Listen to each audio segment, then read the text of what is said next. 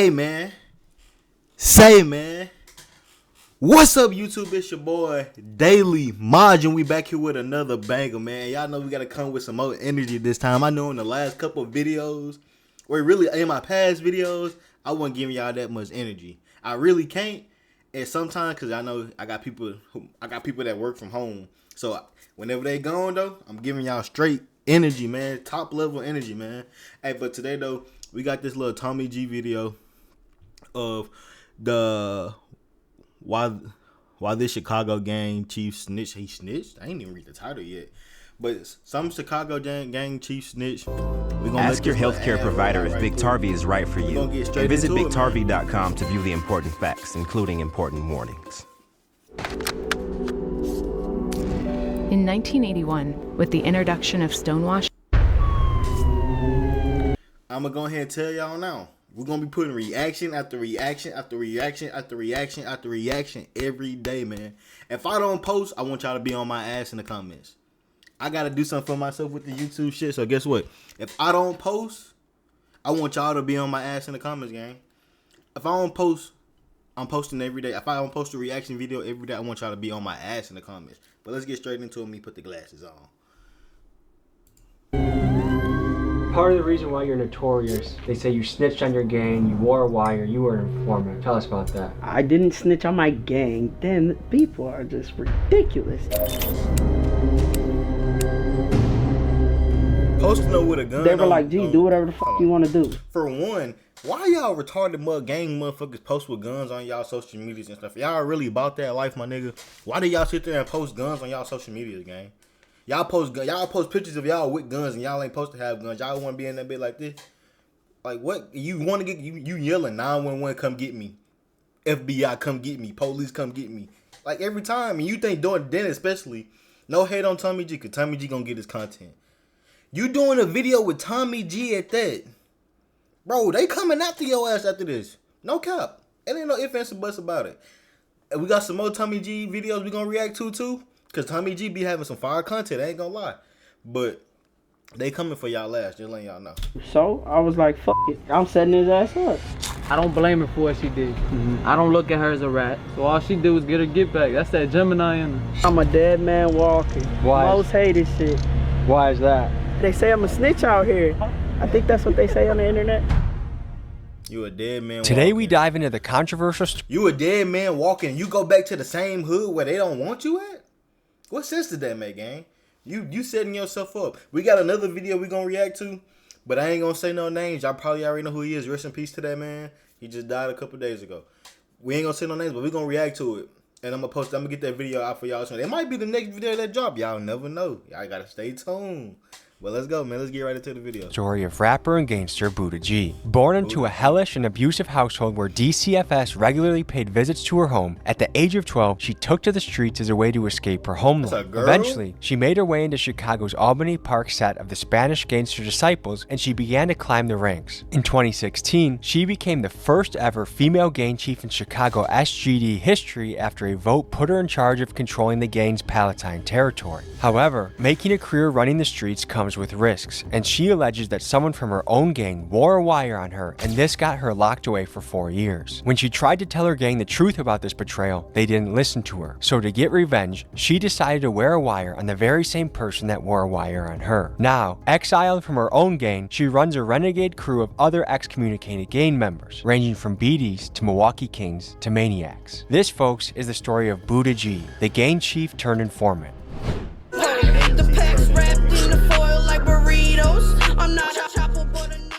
Yo, I'm 5 minutes out. I'm 10 minutes. You son of a... Gonna be right there. Okay, we'll see you in a few then. Get you some chicken. I'll get a mound of chicken, okay? We're meeting a gangster rapper at a KFC. Is this kind of like the American stereotype that everyone else would think of where you'd meet a gangster rapper? I don't know. There's a little bit of concerns that the neighborhood she's from wants her erased, deceased, X'd out, desperado, no mas, adios amigos, or amigas. We have to decide that. And I'm gonna say this right before the video even start. If she's thinking about going back to the same neighborhood where they really trying to, you know what I'm saying?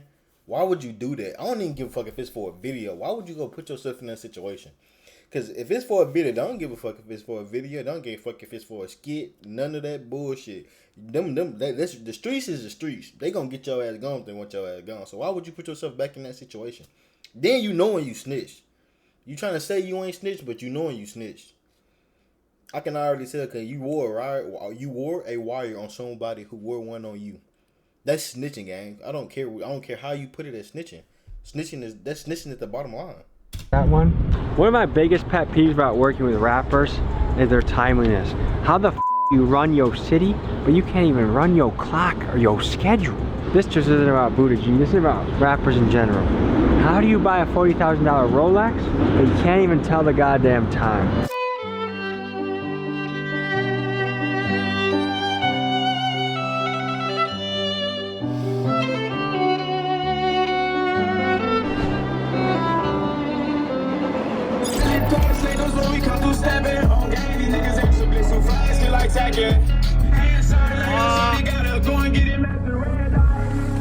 Oh shit.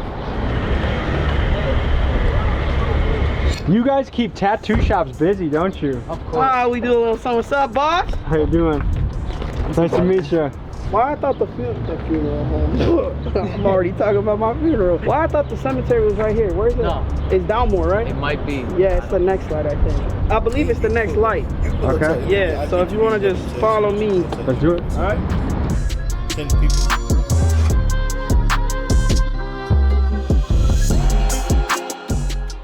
Of all places we could have met, why are you in a cemetery right Because now? I'm a dead man walking. Why is that? They say I'm a snitch out here. Confidential. Everybody snitches. Buddha G has allegedly turned into an informant. Buddha G is a known drill rapper, but she is known as a snitching and informant. That's a bad representation for your name. Buddha, I don't know why you went to snitch. I don't know why you wore a wire because you thought it was cool because he wore one on you. You should just did your time and went on about your day, and you could have still been doing what you was doing. But at the same time, I feel like that was good for you to get your ass up out that situation, gang. I feel like it was good to get you up out that street situation. But at the same time, you still in the fucking streets. It don't make sense. You're still in the streets. You're wanted dead. Get the fuck away and go live your life somewhere else. I don't give a fuck what you do. Go make your YouTube channel. Go live your life somewhere else, gang. Because the streets ain't for you, apparently. And you should be able to see that by now if you use some common fucking sense. But I don't know. Informant, I took down my whole gang. I think that's what they say on the internet. Did you take down your whole gang? No. I got my get back on a nigga that set me the up. Am I a snitch, Lefty? He's one of the originals. That ass douche. Let's just say less. But Drake, y'all some lame ass.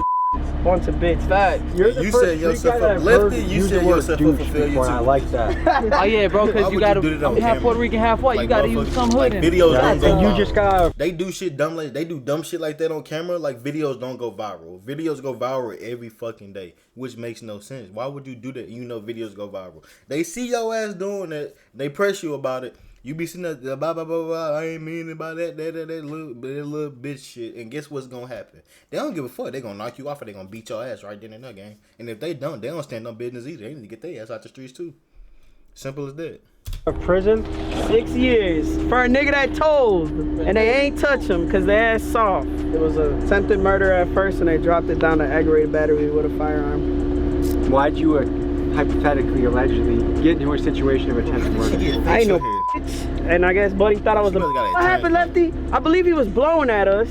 Talking crazy, and somehow my brother hopped out. The man lost all his street cred. He snitched. My brother was one of the first loyal people from that neighborhood. Gave too much love and loyalty to people that didn't give two back. What's it like being out right now? Sometimes I'd rather be back. Why is that? Cause this ain't shit out here. The realest motherfuckers I be knowing are in jail. Free my doing 17. That's his auntie. So how high up were you in the STGs? I was the chief of Palatine SGDs. And now the crew split because of the situation. Well, one of them's dead. My brother, rest in peace, Huncho. A few of them live in Arizona now because the folks turned on them over me. The other ones flipped Drake and Ainsley. We gotta go to Albany Park because we're not ducking shit. See, this is. I can't say that. I don't even know if I can say that word on YouTube. But this is dumbness. You finna go exactly where you don't need to go. Why would you do that? Talk about some we not ducky and shit. You trying to look cool for the camera game? This is your life you playing with. You should use your fucking common sense. Y'all be so ready to crash out and do dumb stuff like this. Go put your life in danger for no reason when you can avoid all that, gang. You can go sit your ass at the crib. Y'all could have made this video at the crib or something. Y'all could have stayed over there by that KFC. But nah, y'all want to be dumb and put crash out. Oh, crash out number one. Top of y'all list, we gonna crash out anyway. We gonna get, y'all, I don't care where nobody say I'm scary. I'm gonna crash out because you're, man, I promise you, y'all be putting yourself in fucked up situations. Then we get an ad. Throughout our history, ordinary people in my videos, have done extraordinary things. We ain't made it that big yet, so we gonna watch these ads.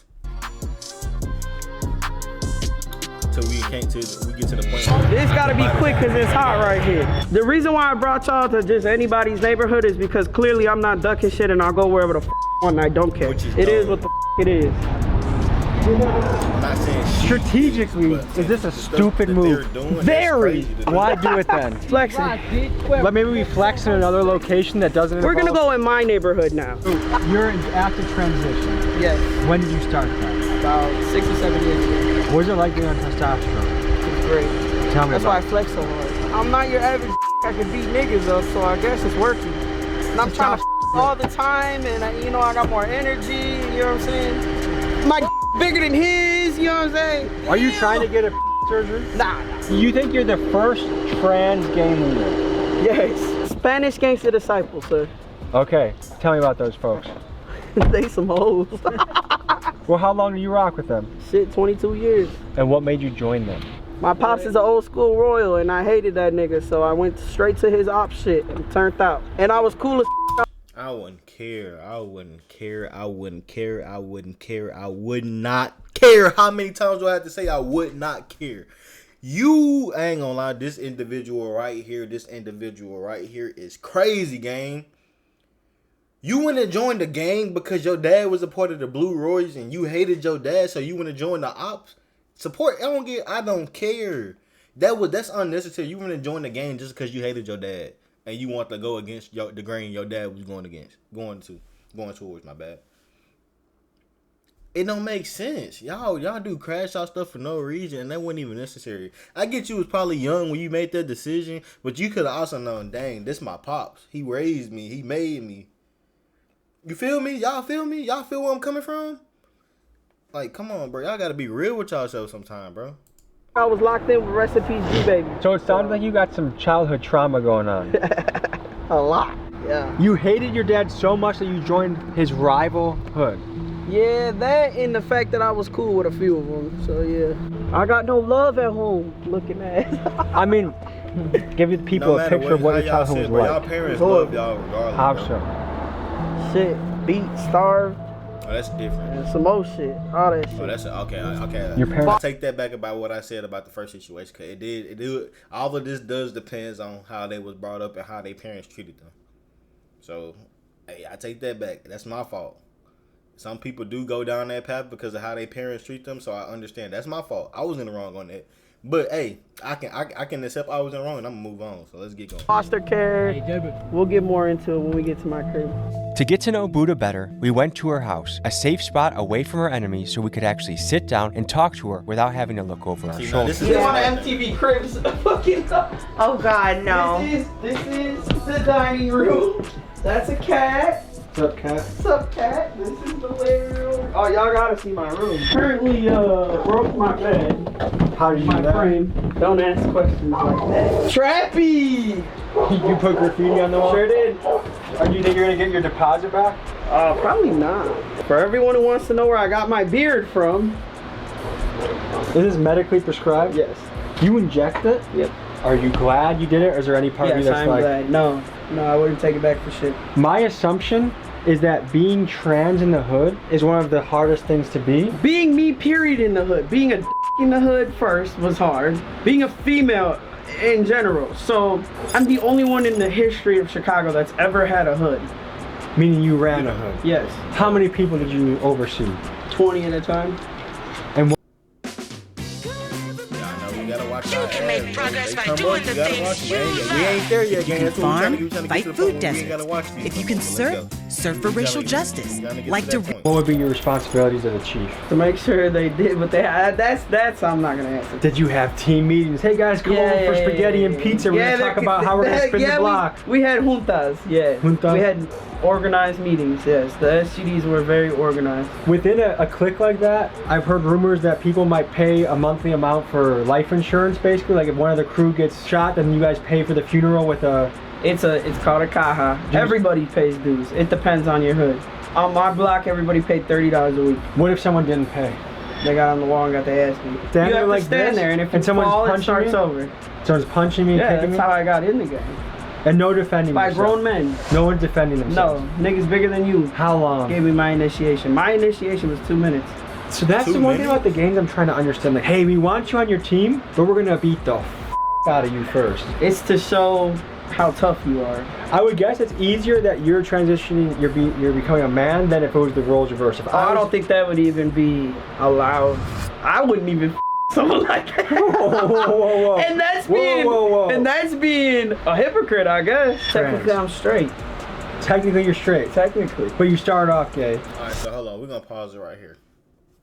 I want y'all to be real with me. I want y'all to be 100% real with me. Bro, y'all think somebody finna just sit on the wall? I want y'all to be real with yourself. Y'all, a motherfucker tell y'all to join a gang or anything, y'all gotta sit on, join a gang, frat, college parties, frat houses and all this. You gotta sit on the wall and let them whoop your ass for 2 to 3 minutes. Probably 2 to 5 minutes. You can't do nothing. You can't punch back. You gotta sit down and let them punch you any fucking where, hit you any goddamn where, anywhere possible for 2 to 3 minutes. Fuck no. Don't give a fuck. Fuck no. I gotta say it again. Fuck no. That shit retarded. Bro, y'all sitting, oh my God, I ain't even mean to say it. But bro, it's crazy. It's crazy. Y'all will let somebody sit there and whoop y'all for 2 to 3 minutes? I'm not letting no motherfucker put their hands on me for 2 to 3 minutes. I'm be ready to swing. Cause I ain't gonna lie, much to say. The first person that punched me, I'm swinging on them. And that's gonna be the end of the initiation or whatever it is. It's crazy.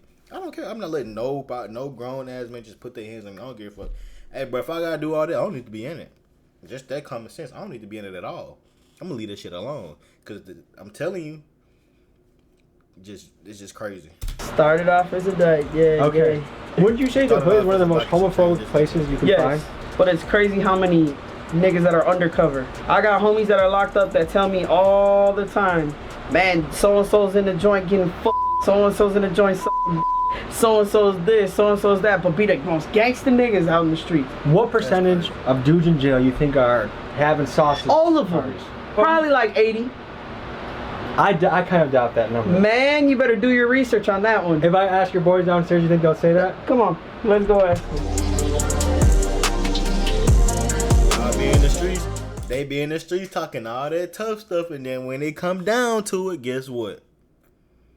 They be in that jail giving that booty hole up. That's crazy, gang. That's why I ain't going to jail. Cause they gonna have to me. It's over with, gang. I ain't going to jail. If I go in there, man, I don't even want to say if I go in there. I don't plan on going there. God, by God's will, I pray I never have to go in there. But if they gonna have to take me out, gang. I'm not letting no grown ass man do that to me. That's against my manhood. I can't give up my manhood. I never give up my manhood. Man, y'all crazy. So Buddha G alleges that up to 80% of dudes in jail do homoerotic behavior. Is that true? Factual. Well, maybe not 80. Maybe like a good gang. Hold on. That sounds like a lot of niggas in that bitch doing some. Well, a strong 45 or 50, straight up. I'll say a lot of niggas definitely in that doing some freaky kinky shit, but 50% isn't an outrageous number. You think that's legit? I say about 65%. You were just there, you know. About 65%. Like she said, she said, they be in the streets with all that tough stuff, acting all tough with them guns and stuff. But when they get behind them walls, they ain't got no guns, they nothing but hands, boy. They gon' fold, and them dudes who really bought that behind them walls, you know what they gonna tell them? Bring it here. Bring it here. If you don't bring it here, I'ma take it. If you don't bring it here, I'ma take it. Boy, that's crazy, gang. Man, I can't do it, bro. I promise you, you gonna have to let me. You gonna have to take me out. You gonna have to take me out, gang. You gonna have to take me out. I can't do it, gang. Because there was trannies in there with titties, bro, and niggas was real live feeding these joints. The stats I was hearing about homosexuality in jail seemed insanely high, so I wanted to do some fact checking. However, these days it's hard to get statistics on purely gay activities because most studies lump everyone that is non-heterosexual under the big LGBT plus umbrella. But most reasonable studies conclude that in the general population, it's estimated that 3 to 5% of US men are gay. According to the Bureau of Justice's 2016 National Inmate Survey, 7.4% of men report being gay or bisexual. However, let's ask ourselves the question, how many men truly feel comfortable documenting whether they are gay in jail? An article I found on prisonwriters.com entitled, bro. You know why they're not gonna do that? Because they know if they do that in jail, they think it's just gonna stay in jail. Okay, say for instance, I'm gonna give y'all a scenario. Say for instance, they do that in jail.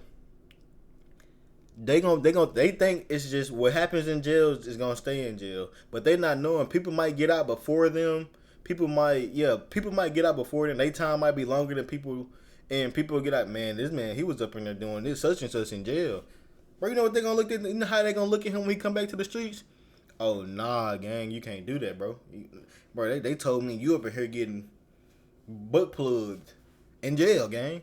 You getting butt plugged in jail, and you was out there talking like you just tough in the streets, like you'll never go like that, bro. In jail. But I'm telling you, like, them motherfuckers be in the streets with all them guns, acting hard and stuff. Like they said, them young niggas, bro. When them young niggas, I'm gonna tell y'all something. When they lose them guns and they get behind them walls, they be, mind you, these folks is 18, 19, toting these guns with switches and everything. When they lose them guns and they get behind them walls, guess what? They not tough no more. They be crying going before they get back there to their cell. They probably be crying, gang. Matter of fact, I just seen this on TikTok the other day. Man, the young nigga was getting dragged. He wasn't getting dragged. I take that back. The police wasn't dragging him. He was sitting there falling on the ground and stuff because he was in handcuffs and they was finna take him to jail. He was at the jail. He was finna go get put in the cell and stuff. He was on the ground crying, gang. Talking about some, no, I don't want to go. Please, please. Man, I'm telling y'all, bro, they don't be out with all that tough stuff no more when they get locked up. Gay for the Stay alleges that 50% of prison inmates go gay. The writer of the article, S. Buddy Hurst, alleges that prison code has a different way of looking at homosexuality, and it goes like this. Only the person performing the act is gay, but the person receiving it is still straight. I guess you could say it's a loophole to still get your rocks off when facing years without the warmth of a woman. With that being said, it's very hard to determine what the accurate stats on the subject are. Amazing got Gabriella to the school dance. Like that, amazing starts at CSL Plasma. Donate I don't care if you talk about if the one who's receiving is not, but the one who's performing is. No, gang, bro. Both of y'all are that at that point. I'm not trying to say it on YouTube because I don't know if I can say that, but basically both of y'all are gay at that point. Might well say. I think I can say that. Both of y'all are gay at that point, gang. No matter if you giving or receive, bro. Y'all are gay at that point, gang. Both of y'all. Nothing against gay people, but y'all gay at that point, gang. Just being real. Ain't no ifs, ands, or but. Oh, just because I didn't do it, they did it to me. I was like, no, gang. You were still involved in it some way, somehow. You're like that. Part of the reason why you're notorious, if you don't want to be nowhere near involved, don't put yourself in that situation. Stand up for yourself. I didn't snitch on my gang. Then people are just ridiculous. When I was 14, you snitched. 14 going on 15, I had stayed with my OG and I had got kicked out basically, so I wasn't living in the city anymore. I had to go stay in Elgin. Well, while I was in Elgin, I was already SGD. I turned out SGD as 11 years old. When I was in Elgin, the folks from the city were like, oh, click up with the Elgin SGDs, they're gonna take care of you out the BAM. Long story short, I was a shorty and I was a female. I was a so a lot of niggas didn't take me serious, and a lot of niggas were ready to send my ass off, and I was a hothead, so I was going. I linked up with the Elgin folks, and I was cool with this nigga named his name is that would be the nigga I set up, tricked on, whatever the f y'all want to call it, snaked out. That nigga used to sleep on my couch, used to eat my food, used to fucking do all types of shit. Then me and him started to fall off. He hit me up talking about, do I want to buy some pipes? I told him, hell yeah. I was thirsty. I was 15. Hell yeah, I want to buy pipes. I'm a crash out. He fucking had me meet him in the Elgin Library parking lot. He hopped in the car. He threw me a duffel bag. Well, not a duffel bag, like a Home Depot bag. And I didn't even get a chance to look in that bitch. I gave him $300. He fucking hops out. Next thing you know, we pulled out the parking lot and got whooped on by LGPD, like 20 swole. They booked me. I ended up doing, because no one wanted to pick me up, because I didn't have a guardian, no none of that. So I ended up staying there until I was 19. You did 4 years for a gun? Yes. As a 15-year-old? As a 15-year-old. So imagine the type of animosity and hate and grudge I had towards this man. I thought, okay, I'm an SGD. When I get out, they're gonna do something about it. Okay, so I got out at 19. I was back in the hood. I called a demo. The folks told me basically like this: either I could take an ass whooping for pointing a finger at a member like that without paperwork, or I could shut the fuck up and just deal with it type shit, because it's his word against mine. So because I was a female and a shorty at the time, they said basically fuck me. So I stopped fucking with Elgin altogether, started doing my own thing. I ended up getting locked up again for unlawful communication. They told you shut the fuck up and drag it up under the rug? Or take an ass whooping for speaking your mind, but you ain't got paperwork on it. That is crazy. You know who did this to you, but they telling you we gonna whoop your ass if you ain't got paperwork on it, saying he did this to you because you speaking down against a gang member. Man, y'all crazy. And you see what she did? She went and snitched. I don't care. After I just heard that, she saying she didn't snitch, but she snitched. Of a witness. I went away again to the joint at 22. I came home at 24. When I came home from the joint, they had closed the original hood I was from. So they basically told me this: either you transfer out or you take your outs, basically get your ass beat out, whatever the fuck. They were like, you could either go to Drake and Ainsley or you could go to fucking Palatine where your little brothers are at. So I said fuck it. I went to Palatine. They made me second seat. And the nigga that had first seat, which is my victim on my case, so I started picking the shorties up. At the time, I worked for a cleaning company. I used to give them little jobs, side jobs. They were working. They were putting money in their pocket. They weren't getting locked the fuck up. It came to a point where they voted Smiley, the nigga that had it for P-Town, they voted him out and voted me in as their chief. Local members did this. Yeah. At 28, going on 29 years old, I hadn't caught another felony for some years. So I was trying to work on like getting it expunged type shit. I had met with an attorney on a few different occasions out of Rolling Meadows. So long story short, he said, hey, come in, I want you to sign some papers. So I went, Kool-Aid was with me. We went to the office and he's like, do you want to look over your old cases? So I was like, oh yeah, cool. So he gets to showing me all types of shit. So I'm looking at everything and I came across that case as a juvenile. He had all my juvenile shit there. He showed me and it literally said that man's name in black and white, and it just triggered. It triggered that shit so bad that my ex at the time pulled out her phone and went to take a picture of it. He snatched the paperwork and said, I'm gonna have to ask you to leave. For those of you not in the streets, you may be wondering what Buddha is talking about when she keeps referencing paperwork. Paperwork is the streets' way of revealing things like who may have snitched or who may have lied about their time in prison. One bad piece of paperwork that reveals you are a snitch can completely ruin your reputation. For a historical example, look no further than Judas snitching on Jesus Christ, and for a modern day street example, consider the stories of Tekashi 6ix9ine and Gunna. For someone wanting a career in the streets, paperwork is the last place they want to have their name appear. But is there ever an appropriate time to snitch? In Buddha's situation, what she is alleging is that after years of not knowing whether she was set up by someone in her own crew, she found out with certainty that she was, and that piece of paperwork is what caused her to take action and choose to be a snitch. I left, I got in the car, I got to calling all the SGDs that I know that got some juice, and I said, look, Kool-Aid now is the second person that is seeing this paperwork with this man's name on it. Either you guys do something or I'ma smoke his ass something. They're like, well, you smoke his ass, we come after you.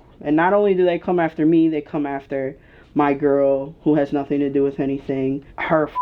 We had a foster son at the time. Another kid I took in, my boys. Like, why do you think they didn't believe you? Because I'm a female. So I was like, fuck it. I was like, I'm setting his ass up. I don't blame her for what she did. I don't look at her as a rat. She grew up in a fucked up situation. She was a female in an organization that is genuinely male. They picked on her. She don't want to admit it, but they tried to use her. They sent her up the river. They sent her off. And the bitch-ass motherfucker that set her up, the hood still honored her. So all she did was get her get back. That's that Gemini in her. If you really know Buddha, she's one of the most loyal people you ever gonna meet. But she does believe in not for a not. Now, do I call that snitching? No.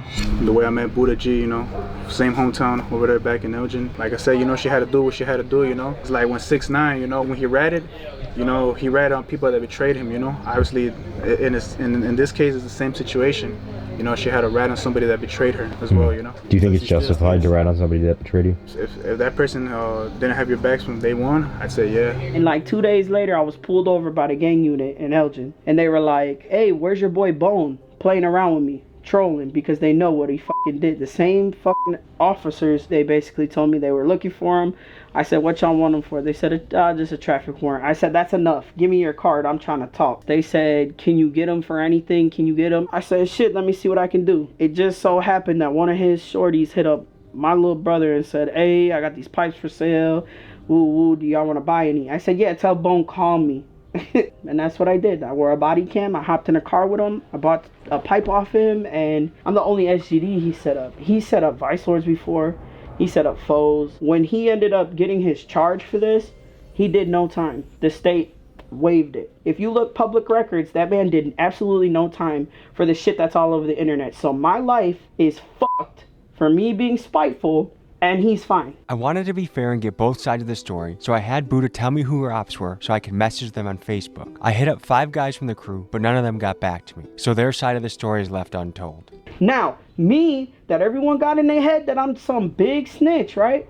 Okay, bond, $1.25 million. Yours. Mine. Did the state come and help me? No. The only reason I got it dropped down to aggravated battery with causing bodily harm with a deadly weapon, whatever the f***, is because Smiley, my victim, was in Mexico and they couldn't get a hold of him. I wanted to explore how common snitching really is, and there's a variety of stats that you'll find on this. One study from the Innocence Project found that 11% of people convicted of a federal crime got a reduced sentence for providing substantial information. Another study by Northwestern School of Law found that in cases when a defendant was wrongfully sentenced to death, 46% of the time it was because of a false testimony of a jailhouse snitch. Now, getting sentenced to death because of a false claim? That is crazy. People are losing their lives. They losing all the precious time in their life and the only life they got to live because of false claims. That's crazy, gang.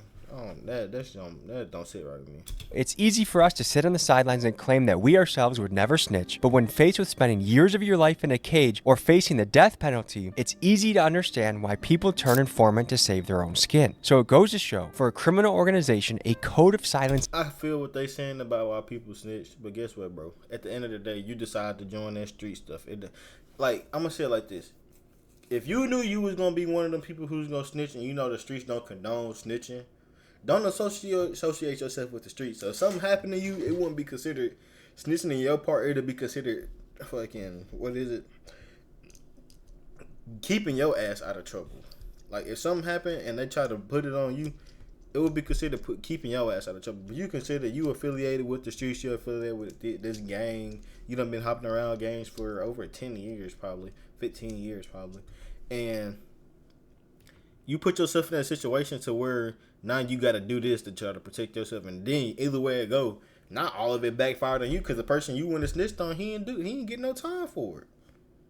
So now your life is in danger. His life is still good. Now everybody is out. All them folks that gang you snitched on with him, they all out to come. They all out coming to get you now.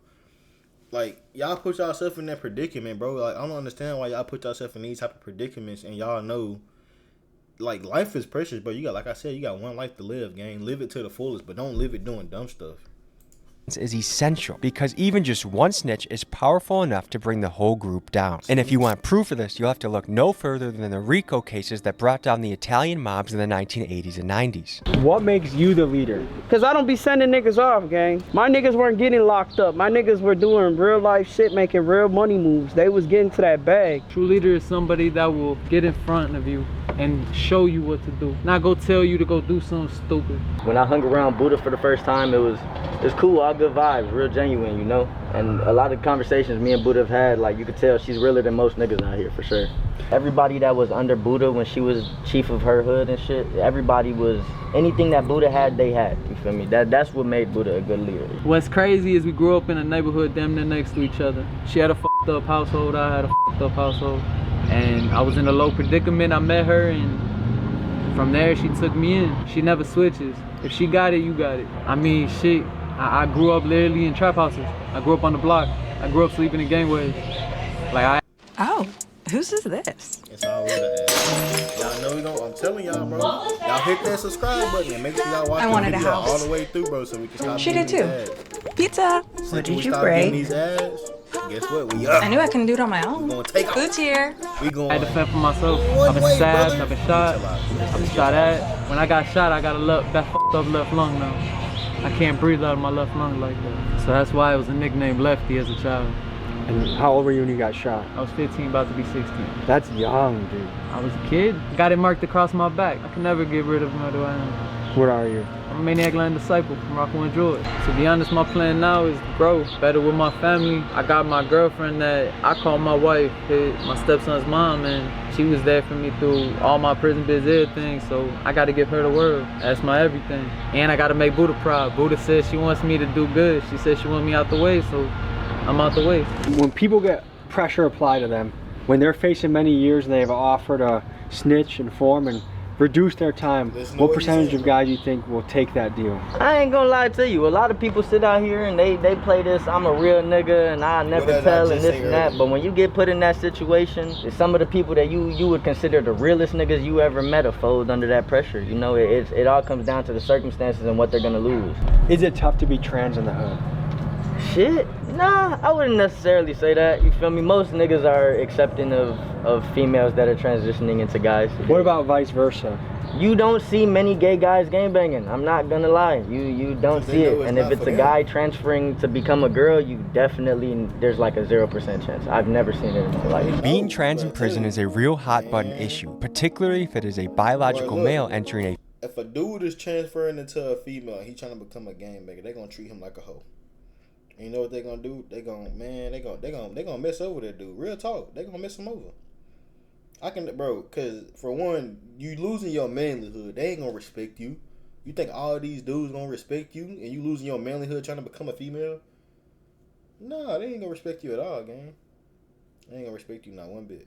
A female prison. Given that Buddha G is currently in transition, I wanted to get his take on the controversial topic.